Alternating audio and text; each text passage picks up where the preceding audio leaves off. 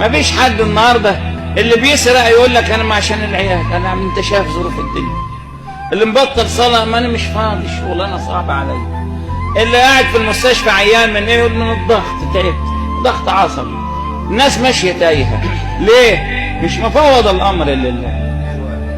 ما حدش سايبها على الله، لا ما حدش الا من رحم الله. كله يقول لك ايه؟ فقتل كيف قدر، ثم قتل كيف قدر، لا تدبر لك امرا، دي مش شغلتك. فذوي التدبير هلك، فوض الامر الينا فنحن اولى بك منك.